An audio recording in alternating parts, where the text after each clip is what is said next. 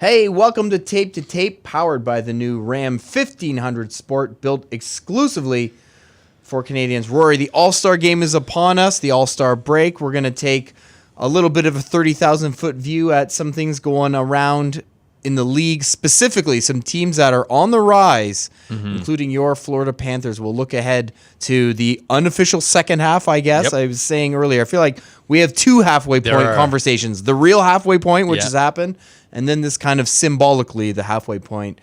Really interesting guest this week, Dan Neer, the head of Adidas Hockey. I chatted with Dan because we were both at a Fancy Pants conference, which I'll talk a little bit about later on. Is that the official name of it? It is. Capitalize all those words. But yes, Dan heavily involved with the jersey design. Adidas, of course, ever since 2016 has been the brand that has been behind NHL jerseys, so make sure you stick around for Dan's insights into some of the great designs we've seen out there. But let's start with, we might as well start with those Panthers. They are in with a cluster of teams, also in that state. Tampa Bay, somewhat predictably, really coming spiking. On really strong, though, yeah. Chicago, blink, all of a sudden, they are in the Western Conference playoff race. Columbus, which I will keep saying, don't look up my other predictions, but I did believe the Jackets weren't going to be a disaster. I didn't nail that it would be because of a Latvian goalie who hadn't played a game before this year, but lo and behold, they're in there. And if you're a Leafs fan, you're kind of looking up at some of these teams now going, well, which one are we going to catch? And we can get into it a little later. Columbus is probably still that team you've got circled, but Florida expectations were that this should be a team that challenges for third place or a wild card. They're scoring a lot of goals. Do you think they're finally realizing their potential, or is there still a lot of questions for them? Well, I think there's still questions because it comes down to goaltending, and that's what sunk them last year. They were 30th in save percentage, and that's what held them back, and that's why they brought in Sergei Bobrovsky. He's been better of late, but that's compared to just a disastrous start to the season where he had like an 870 save percentage or something. He's now over 900 over the last 2 months. But it's like, are you ever going to see real Sergei Bobrovsky this year? Because if you do, I mean, this team would just be scratching the surface. You're getting some good goaltending from some of the backups, Montembeault and Dreger, but they're just a very high event team. They have to score a lot of goals and create a lot of chances because while the goaltending has been soft, the blue line has been a real sore spot for them, allowing a lot of good chances against too. So they need to tighten up there. I would be shocked if they didn't do anything at the trade deadline to address that blue line. So they should be stronger down the stretch. But as they've started to turn here, it is probably worth mentioning that their PDO is the second highest in the league, which is that luck stat. Your shooting percentage is high, your save percentage is high, and at some point that's probably bound to level off some. So that they are going to need to combat that by addressing the blue line, hoping Bobrovsky does catch a level of sustained success here. But this is a team I think we've been expecting for a little bit here to take a step, and it might actually be happening for them this year because, of course, the wild card, the X factor that they haven't had in the past is Joel Quenneville is a guy who's coached teams before through things, and I think you're starting to see some bearing of fruit with how they've been playing for the last little while here. Joel Quenneville, high event hockey, that's as good a segue as any to Chicago. Yes. He was the coach of that team at the beginning of last season and was replaced. The Blackhawks actually went on a nice run around this time last year, 16-6 from basically mid-January to mid-March, and we're seeing them work their way back into the race as well. Do you feel like the Blackhawks can go all the way and kind of finish the deal this year and nudge one of the existing Western Conference teams out of a spot? Yes, this is one of my bold predictions in the Sportsnet NHL newsletter today, is that the Blackhawks are going to make the playoffs. And, you know, it's a combination of things. They are a high, like similar to Florida in some ways, and it's just chaos, like high danger chances on both sides. You never know. They need to have strong goaltending. Robin Lehner's playing for a contract, and he wants term, and he wants money. I mean, that's motivation in itself to finish strong here, and he's kind of been a little up and down here through the season. And Corey Crawford is a pretty good 1B to have as well. So odds are one of those guys is going to catch fire for a long enough stretch here. And you've got just an incredible offense. Dominic Kubalik is kind of getting into that Calder discussion now. Kane is Kane. Jonathan Toews is, there was a time there where his offense was drifting away, and it was kind of like age-related decline setting in, but his offense has been back up. And you mentioned that they had a really strong finish to the year last year, and it was playing the same kind of hockey that they are right now, which is just almost no defense, just kind of free-flowing, let our skill take us. Yeah, go for it. And it seems to be working for them again right now. So I kind of like the Blackhawks, and it's also, look at the teams ahead of them. Like, nobody is playing with any kind of consistency. Like, do you feel confident picking any of those specific teams to end up as a second wild card, right? Like, Nashville's behind them. Winnipeg is catching a bit of a sore stretch here now, too. So the second wild card especially, probably both of them, are wide open. Grabs. And it's just a matter of who's going to be the team that goes on a 15, 20-game stretch here where they really launch themselves. And I look at Chicago, and I see a team that has all the pieces to be the one that lands there. So I think they're going to shock a lot of people by making the playoffs this year. They're almost an afterthought because it's been 3 years since they've won a game in the playoffs and 2 years since they've been there. So, but I think they've kind of rebuilt quickly here on the fly. You've got some found money in like Alex DeBrincat, guys like that. So I kind of think they're going to make it. We'll save Columbus for the next block because it ties into our fantasy element. A couple other teams that have been really good the past sort of dozen games or so. Tampa Bay, I mean, I guess we can't say what do we expect because I feel like their averageness, for lack of a better way of putting it, did draw out to the point of us going, no, really, what's going on here? But, now they're soaring and maybe we'll even catch the Bruins for top spot, but at the very least are looking good for home ice in the Atlantic. Another team suddenly looking very good for a home ice playoff position in the Metro, the Pittsburgh Penguins. Now Sid's back and looking like Sid. Tristan Jarry, of course, a big reason why that team did so well while he was on the sideline of getting Malkin. But the Penguins, I don't know if there's a little remember us thing going on there, but this is going to be a tough team to deal with in the East. I could see myself picking them to win the Stanley Cup. I was thinking that the other day. Yeah. I mean, Malkin was great when Crosby was out. Now Crosby's back, and they're both humming. I was wondering, what are the odds? Because there are so many tandems, and your games played don't need to be super high. What are the odds Tristan Jarry gets into the Vezina conversation here by the end of the year? Like, he needs to get to 43 games played. I just wonder if they don't use him heavily enough to even get to 40 games, and thinking you're going to need him for the playoffs, and also that you're not going to ignore Matt Murray. You're hoping that he's going to find himself again here. They're going to do something at the trade deadline, too. Jake Gensel's out for a long time. Hopefully they get him back in the playoff run at some point. Jim Rutherford knows, like, he's no stranger. No, he's not shy to make moves, and he knows he has to go. Yeah, he's been operating with the same MO since he got there. Yeah, I mean, do you know Brian Rust is a better than point per game player right now? It's like that's the Malkin effect. Yes, it's crazy. Right? Playing on his line. So everything is coming together for this team. The Man Games Lost to Injury Twitter account, which I can't remember the name of it off the top of my head here, but they have a great graphic that shows you how many man games a team has lost and then the quality of the players that they have lost. And you can see Pittsburgh is way off on their own as the most man games lost to injury and the highest quality of players being lost to injury as well, and yet it's not slowing them at all. So when everybody gets healthy on the blue line and up front, they just look like a team that's hitting their stride here. And like this is the Penguins, right? They seem to go away for a couple of years and then they come back and they're winning cups again. They've done it before. So as long as no one's betting against Crosby and Malkin at this point, and if anything, last year's first-round exit is kind of going to be a motivating factor for them, I would think. So we'll see how they finish, but I might be picking them for the Cup. So Crosby, Malkin, two guys who you always talk about being players, the very best players in the game. We've done a fun exercise at sportsnet.ca trying to determine the best player at each age. So this is what your age is today. So not surprisingly, some good debates, but the best one has to be Brad Marchand versus Patrick Kane. Yeah, so I got to that age bracket, and I just wrote in Patrick Kane because... Which is what, 32? 32. Okay. Yes, and Let me double check that. Might be 31. Yeah. And it's 31.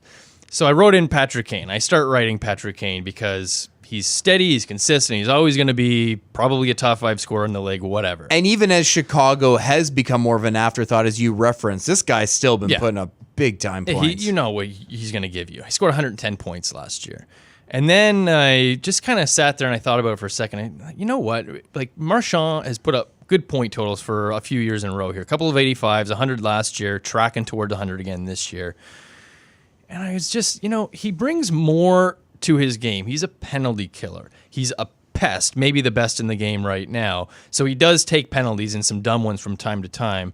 But according to Natural Stat Trick, at 5-on-5, no player draws more penalties than Brad Marchand in the entire NHL.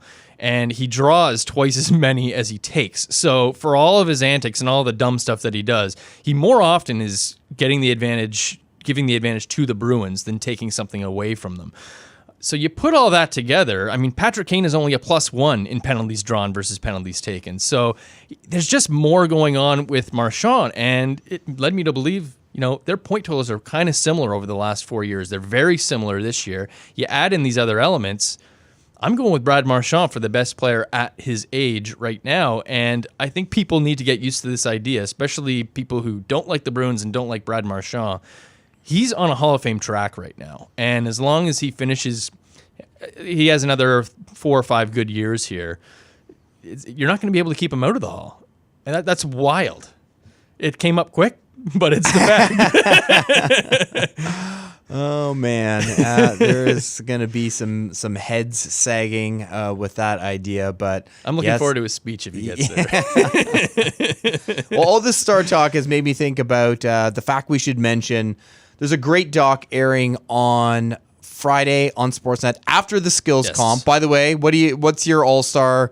Are you professionally obliged to watch it all? I usually check out the skills comp, but I just can't do the game usually or the games. Yeah, I did a live blog I think the last 2 years, so I watched it. But if I'm not doing something like that, I'm not watching it. But I'm like you, I'll watch the skills. Yeah, I'm probably meeting up with a couple friends at the pub to watch that this year. That's where I still feel like you're going to get your holy bleep moments, right? Yeah, something's going to happen. And you know what? I just like watching the hardest shot too. Yeah. I'm curious to see what this, what are they calling it, where they shoot from the stands?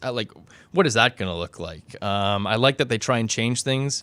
The one thing that I would change, that I hope they do at some point, is bring back some of those old guys. I want to see Ray Bourque try and go 4 for 4 again and stuff like that. Probably not going to get Mike Gartner out there skating around the ice. You know what? It is great that a couple of the events lend themselves well to someone coming back. Yeah. Ally Afraidy, I'm sure, can still lean into a slap shot. Ray Bourque can get through that obstacle course. Yeah, probably. Yeah. So that's coming up Friday, the skills comp. Make sure you check it out, but stick around because there's a documentary about Connor McDavid's recovery from a knee injury that I don't think any of us had a real sense of how high stakes this was, what this player went through, the fact that there was a period of time there where it really seemed like he might not play this year. And he might not be himself when he does return. Just some jarring ideas coming out of the preview. Have you seen the screener yet? I haven't seen the full thing, no. Okay. I'm going to watch it very shortly, and I'm going to be writing about it, so check it out on sportsnet.ca, but for sure check out the doc because I think there's some serious revelatory things in there, and could you contemplate a season? He's such a precious guy to have in the league. It's difficult to imagine a year without that player. It is. I mean, he's must-watch TV, right? It's just like when Sidney Crosby missed huge chunks of his career for concussions. Yeah. You feel like there's something missing from those NHL seasons. And so if you can think of, where would the Oilers be without him this year and what that would do to that whole division and all the storylines, but like what it would do as the NHL as a whole if a guy who's challenging for the Art Ross and is just unlike any other player in the league isn't out there. And the decision that he had to make, everything behind it, the rehab, it really is looking like an incredible story. Okay, which prediction from Rory's past is finally coming to fruition? Stick around, you'll find out in the next segment of Tape to Tape.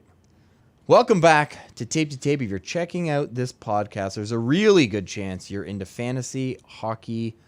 So if that is the case, get over to sportsnet.ca. Check out the Sportsnet Fantasy Pool, sponsored by Ram at sportsnet.ca/Ram. Cash prizes totaling $50,000. That's up for grabs, as well as a 2020 Ram 1500 Sport. Rory, I quickly looked up the name Oliver Bjorkstrand last night to see if he was available in our keeper pool. Yeah. He is not, but I always grin because I think, was it 3 years ago maybe? You were beating the drum for this guy, Calder Trophy. Yeah. It's finally happening. 9 goals in his past 6. He's finally coming on. He had a really good junior career. His first taste of the NHL, which wasn't a full rookie season, 12 games, he was pretty close to a point-a-game player. So it just seemed like naturally he might come on here. It took longer than I imagined, but it does seem like he's a big part of why this Columbus team is surprising, right? You need that offense. You need these guys that are going to be revelations and kind of come out of nowhere to take a step, and he's doing it right now. 16 goals in 38 games. So it's not. It might be a long shot, but he might push for 30 even by the end of the year. So what do you think of Columbus? We've got to talk about this team. Yeah. A tip of the hat to Bjorkstrand, but this is all about Elvis, baby. And this team, not great underlying numbers, but they are getting the Latvian goaltending rate now. And I feel like even if you're the staunchest give me numbers or give me death person, you've got to acknowledge there's some good karma around this Columbus team after the way it went all in last year and said, you know what, we're going to be fine no matter what, believed in itself. And sure enough, here they are in a playoff spot. Yeah, we've seen a couple of examples in recent years of teams that everybody counts out and looks down on using that to come together.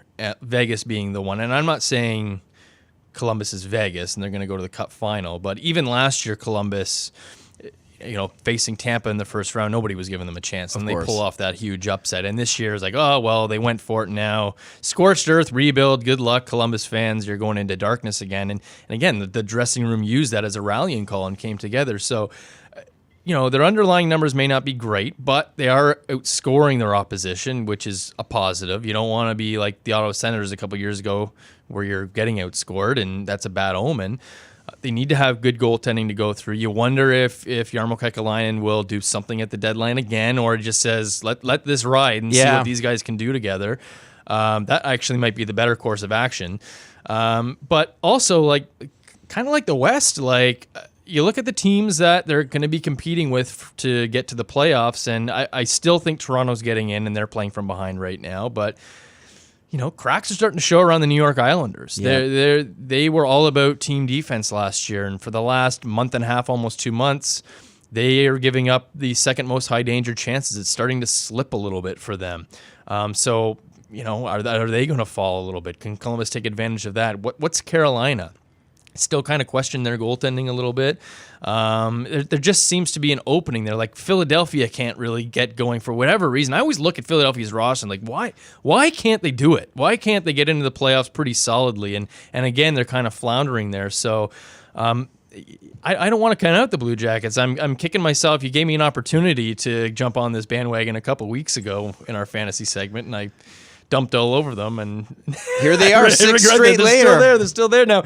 Now, what are the odds that Elvis is going to keep this going? But maybe Korpisalo will be back and he can step in, right? Sure, that's entirely possible. They kind of need that. They need a rock and net to get them through. That's what Bobrovsky was for them, and that's the amazing thing. Yeah, it was funny when we were talking about Florida and Bobrovsky struggling this season. You forget he was actually struggling for a lot of last season as well, and then got it together when it mattered most. Through his career, he generally starts slow in October for the most part, and then picks up. So that's what you were expecting in Florida this year, and it hasn't really happened. That's what you saw in Columbus last year, and so that they're getting the better goaltending out of the two teams between them and Florida is just You couldn't see that coming, right? And that's the huge difference for them. Goaltending. My God.